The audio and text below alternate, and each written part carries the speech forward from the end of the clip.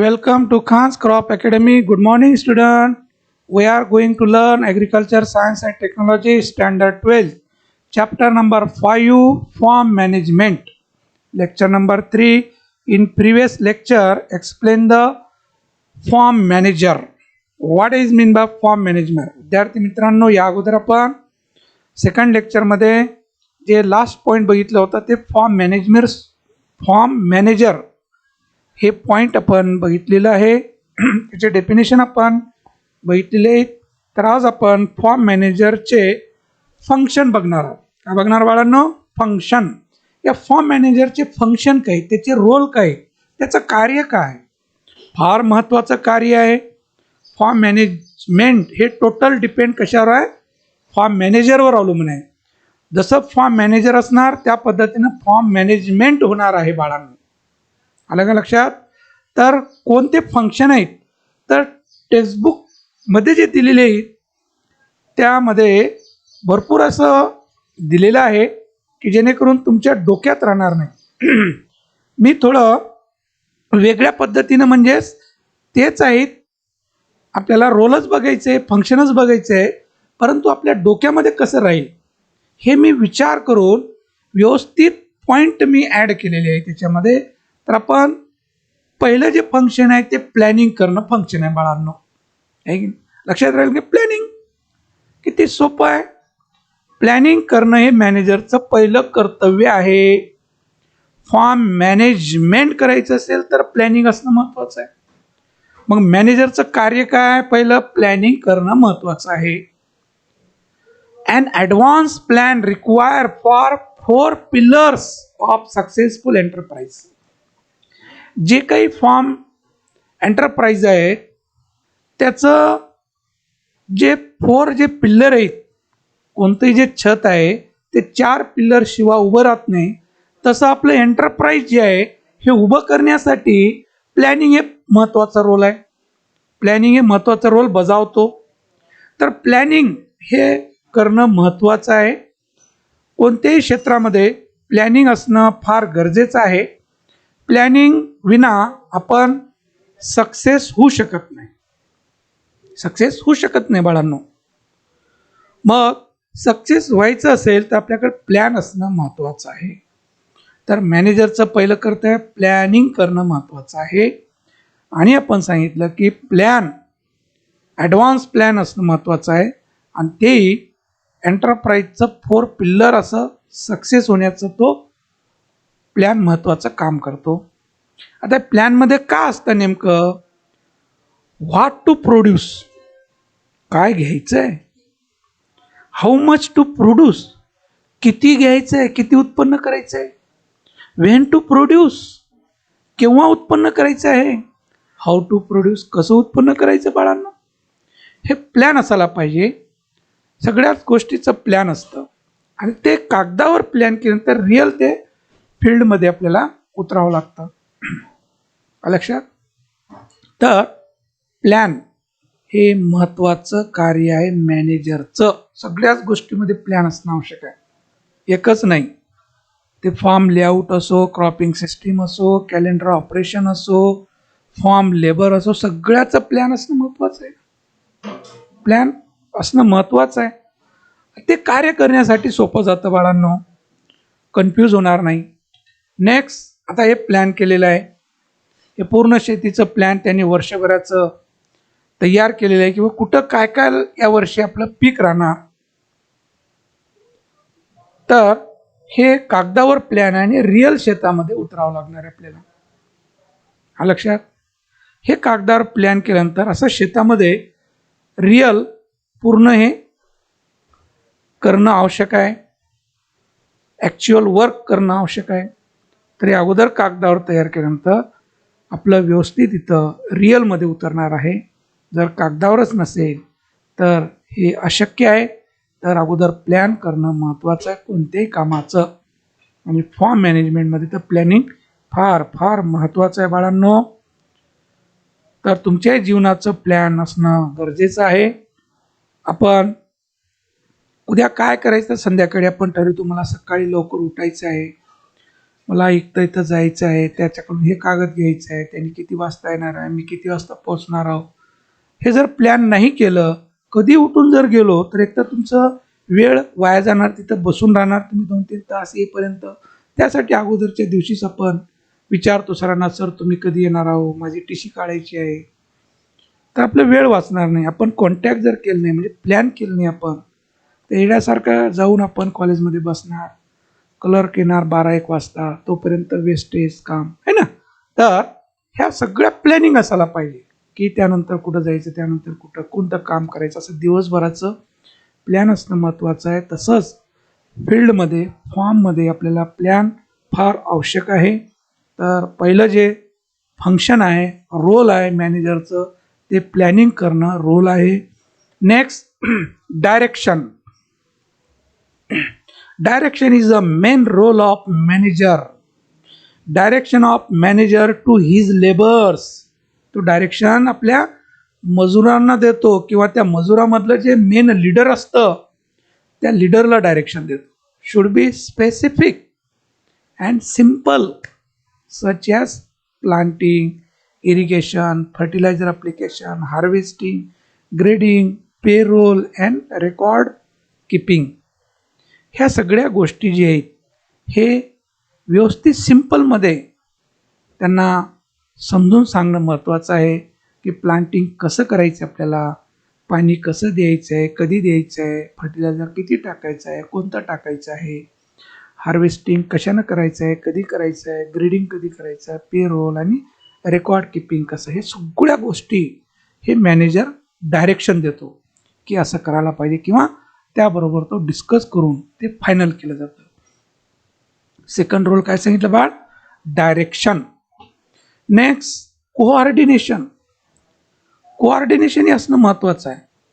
Labour बरोबर मॅनेजरचं coordination असायला पाहिजे. जर कोऑर्डिनेशन नसेल तर त्यांनी मला माहीतच नव्हतं असं करायचं होतं, मी असं करून बसलो, झालं की नाही फेल. तर कोऑर्डिनेशन असणं महत्त्वाचं आहे सगळ्याबरोबर.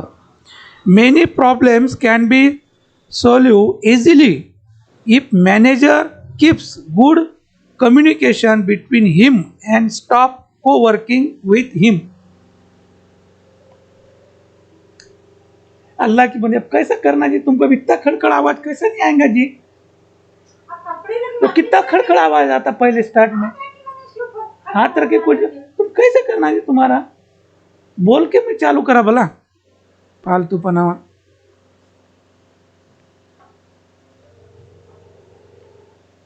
क्यों ऐसा करते होंगे जी?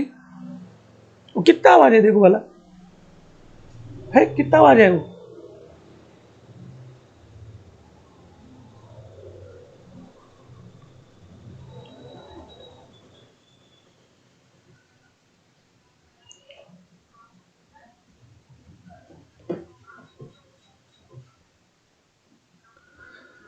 थर्ड फंक्शन आहे बाळांनो मॅनेजरचं, कोऑर्डिनेशन.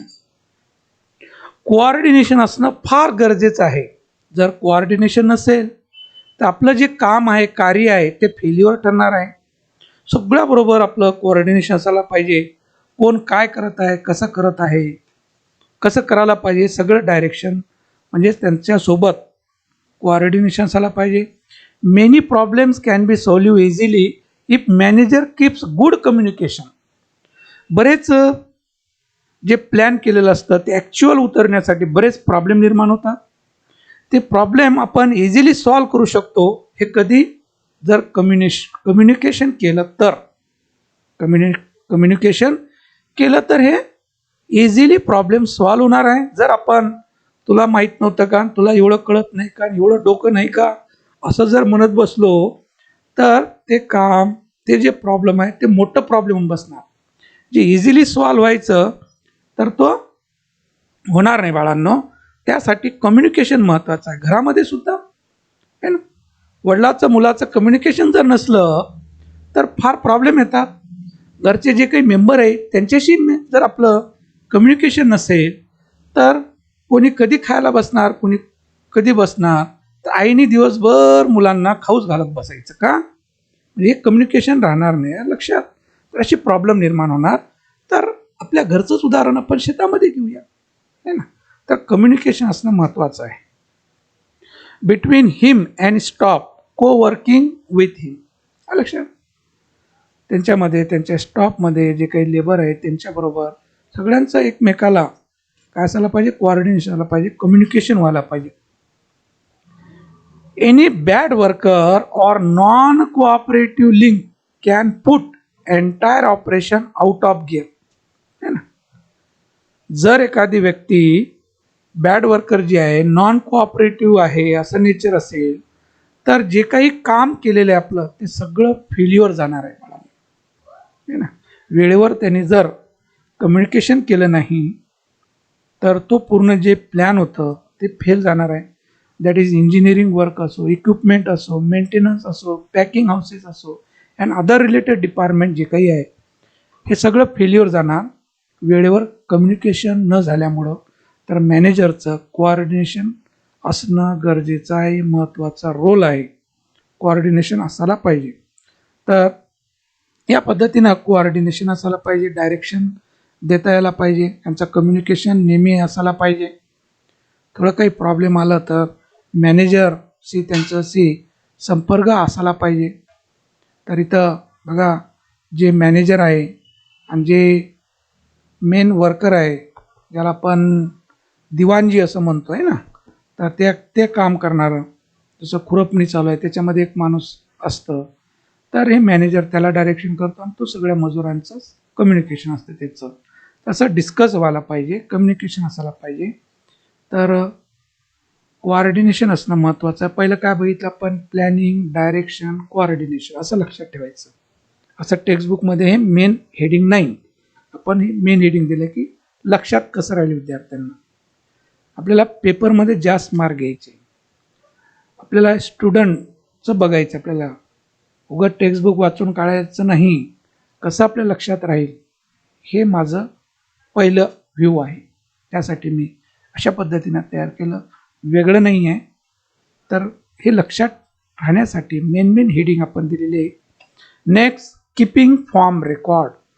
चौथं, कीपिंग फॉर्म रेकॉर्ड. तर फॉर्म मॅनेजमेंटमध्ये रेकॉर्ड मेंटेन करणं महत्त्वाचं आहे. ते काम, ते कार्य मॅनेजरचं आहे. records information such as production, farm management practices, and parent stock, and prepares financial and operational reports. या सगळ्या रेकॉर्ड असणं महत्त्वाचं आहे. हे सगळं रेकॉर्ड असणं महत्त्वाचं आहे की हे सगळं मॅनेजरनी हे तयार करून ठेवायला पाहिजे आणि वेळोवेळी ते रेकॉर्ड मेंटेन करायला पाहिजे. त्यामध्ये प्रोडक्शन रेकॉर्ड वेगळं, फॉर्म मॅनेजमेंट प्रॅक्टिसेस जे होत आहेत त्याचं वेगळं असतं, पॅरेंट स्टॉक जे आहे त्याचं रेकॉर्ड वेगळं असतं, फायनान्शियल रेकॉर्ड वेगळं असतं, ऑपरेशनल रिपोर्ट ते रेकॉर्ड वेगळं असतं. असे वेगळे रेकॉर्ड असतात. ते पुढं आपल्याला सेपरेट भागच आहे, पार्टच आहे, ते आपल्याला बघायचंच आहे. तर हे फक्त रोल बघायचं आपल्याला इथं की कार्य, त्या मॅनेजरचं कार्य काय. तर कीपिंग ऑफ फॉर्म रेकॉर्ड, तिथं आपण फोटोद्वारे दाखविलेलं आहे की हे रेकॉर्ड आहे. हे प्लांटिंगचं रेकॉर्ड, हे हार्वेस्टिंगचं रेकॉर्ड, हे पेस्ट मॅनेजमेंटचं रेकॉर्ड, हे प्लांटिंगचं रेकॉर्ड, असं वेगवेगळं रेकॉर्ड असतं शेतामध्ये. आणि डेली असं फायनान्शियल रेकॉर्ड असतं की आपण काय काय आणलं, किती आणलं, हे सगळं रेकॉर्ड. इथून आपल्याला सगळं इकॉनॉमिकल कळतं की किती खर्च झाला आतापर्यंत, उत्पन्न किती निघालं, शेवटी आपल्याला नेट प्रॉफिट काढता येतं बाळांनो. तर हे सगळं हे काय, कीपिंग फॉर्म रेकॉर्ड, हे सगळं रेकॉर्ड असणं महत्त्वाचं आहे. कोणतं पीक कधी प्लांटिंग केलं, कधी काढणी केली, आणि काय काय फवारलो, पेस्ट मॅनेजमेंट कधी हार्वेस्टिंग केलं, सगळ्या गोष्टी हे रेकॉर्डमध्ये मेंटेन असतात. तरच ते व्यवस्थित आपल्याला त्याचा डाटा काढता येतं. तर गव्हर्मेंट फॉर्म जे असतात त्या फॉर्ममध्ये सगळे रेकॉर्ड मेंटेन असतात, तो मॅनेजरच्या अंडरमध्ये. किंवा इतर जर त्या फॉर्मचंच सोडलं, बाकी जे आहेत कंपन्या मोठमोठ्या, त्या सगळ्या कंपन्यामध्ये काय असतं, रेकॉर्ड मेंटेन करावंच लागतं. तसं शेतीसुद्धा एक बिझनेसच आहे. काय बिझनेस आहे. Next, analyzing. नेहमी त्याला ॲनालायझिंग करावं लागतं. Analyzing market condition to determine acreage allocation. आता मार्केटमध्ये त्याची कंडिशन काय आहे, मग आपण किती लागवड करायला पाहिजे, ही गोष्टी लक्षात ठेवायला पाहिजे जेव्हा ते प्लॅन करणार आहे तेव्हा. Next, analysing soil, determine types and quantity of fertiliser required for maximum production. मग जमिनीची माती परीक्षण करून घ्यायला पाहिजे की ही जमिनीमध्ये नत्र किती आहे, फॉस्फरस किती आहे, पोटॅश किती आहे, मग इथं कोणतं क्रॉप घ्यायचं आणि त्या क्रॉपला किती खत टाकायचे की जेणेकरून जास्त उत्पादन मिळेल. हे सगळं ॲनालायझिंग करणं आवश्यक आहे. तर पाचवं रोल काय, ॲनालायझिंग, मार्केटिंगचं ॲनालायझिंग, नंतर सॉईलचं ॲनालायझिंग. तर हे ॲनालायझिंग करणं आवश्यक आहे. तिथं आपण फोटोमध्ये दाखवले मार्केट, नाही मार्केटमध्ये काय भाव चालू आहे, काय नाही, कोणतं, हे सगळं मॅनेजरने बघायला पाहिजे की काय रेट चालू आहे, मग आवक किती चालू आहे, मग किती, हे सगळ्या गोष्टी त्यांना माहीत असायला पाहिजे मॅनेजरला, आणि त्यानुसार आपण पिकं घ्यायला पाहिजे. Next, determines, day to day determine procedural changes in drying, grading, storage and shipment for greater efficiency and accuracy. तर जे काही वेळोवेळी जे काही कामं येणार आहे त्याचा डिटरमाइन करणं आवश्यक आहे, त्याचं बघणं आवश्यक आहे. तर ते ड्राइंग झालं का, ग्रेडिंग कसं झालं, स्टोरेज कुठं आहे, त्याला कुठं न्यावं लागेल, तर हे सगळ्या गोष्टी मॅनेजरला ऐन वेळेस बघणं आवश्यक आहे. त्यावर डिसिजन घेणं महत्त्वाचं आहे. Determine maturity period of crops, मग ते काढायला आलं किंवा नाही त्याचं डिटरमाइन करणे. And estimate potential crop damage from weather, मग वेदरमुळं किती नुकसान झालं आहे, कसं नुकसान झालं आहे, त्याचं डिटरमाइन करणं आवश्यक आहे ना. बरेच वेळा गारपीट होते पावसामुळं किंवा फ्लडिंगमुळं, तर हे डिटरमाइन करणं आवश्यक आहे, बघणं आवश्यक आहे त्याला. तर ते डिटरमाइन ही मॅनेजरचं काम आहे. तर हे मार्केटिंग बघितलं आपण, ॲनालाइज, हे आपण रेकॉर्ड मेंटेनचं बघितलं, हे डिटरमाइन करत आहे. काय करत आहे, डिटरमाइन, मॅच्युरिटी आलं नाही आलं या पद्धतीनं. आणखीन market, purchase of machinery, equipment, seed, fertiliser and chemical. मग ते परचेस करायचं मार्केट, तर कुठून करायचं, कुठं का आहे, किती टक्के डिस्काउंट आहे, कोणतं अवजार चांगलं आहे, तर हेही त्यांनी बघणं आवश्यक आहे परचेस करते वेळेस. आणि सेलिंग करते वेळेस कुठं जास्त भाव आहे आपल्या मालाला, हे मॅनेजरचं काम आहे. Confirm with purchasers and arrange sale of farm produce. शेतामधून निघणारं जे काही उत्पन्न आहे त्याचं सेल कसं करायचं, कुठं मार्केट भाव जास्त आहे, कधी करायला पाहिजे, ही डिसिजन घेता यायला पाहिजे मॅनेजरला, हे त्याचंच काम आहे. तर मार्केट, परचेस आणि सेल हे मॅनेजरच्याच हातामध्ये असतं. काय घ्यायचं आणि काय विकायचं आणि कधी विकायचं आणि कधी घ्यायचं, सगळे मॅनेजरवर अवलंबून आहे. Next, finance, negotiates with bank to obtain credit. Finance position बघायला पाहिजे, आपल्याकडं किती बँकमध्ये क्रेडिट आहे, पैसा आपल्याकडे जमा किती आहे, किती येणार आहे, आणि त्यानुसार त्याला खर्च करावं लागणार आहे. तर ती फायनान्स पोझिशन बघणं आवश्यक आहे. आणि देन ऑल्सो इव्हॅल्युएशन, त्याचं मूल्यांकनही करणं आवश्यक आहे. Evaluation of financial statements and making of budget proposal. तर शेवटी जे काही छोट्या बँका, कोणत्याही बँका असो, फायनान्स असो, त्यांनी वर्षभराचं पूर्ण काय स्टेटमेंट काढतात की किती फायदा झालेला आहे, किती टक्के फायदा झालेला आहे, कोणाकडे किती यायचं आहे, किती रिकव्हरी झालेली आहे, सगळ्या गोष्टी. तसंच आपल्याही पूर्ण वर्षभराचं इव्हॅल्युएशन करणं आवश्यक आहे की आपण खर्च किती केलं, किती निघालेलं आहे, आणि आता आपल्याकडे किती जमा आहे, त्याचं बजेट प्रपोजल तयार करायला पाहिजे की आपण पुढच्या वर्षी एवढं खर्च करू शकतो. त्यानुसार मग आपण प्लॅनिंग करतो पुढच्या वर्षीचं. तर हे इव्हॅल्युएशन करावं लागतं त्याला, हे कार्य आहे मॅनेजरचं. Inspect equipment to ensure proper functioning. मग जे काही इम्प्लिमेंट आहे, टूल्स आहे, तेही ऑब्झर्वेशन घ्यायला पाहिजे, इन्स्पेक्ट करायला पाहिजे. तर कोणता अवजार तुटलेला आहे का, काय झालेलं आहे का, ते त्यामध्ये बघायचं आहे.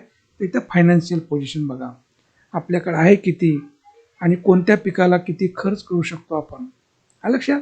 हे फायनान्शियल आहे ना.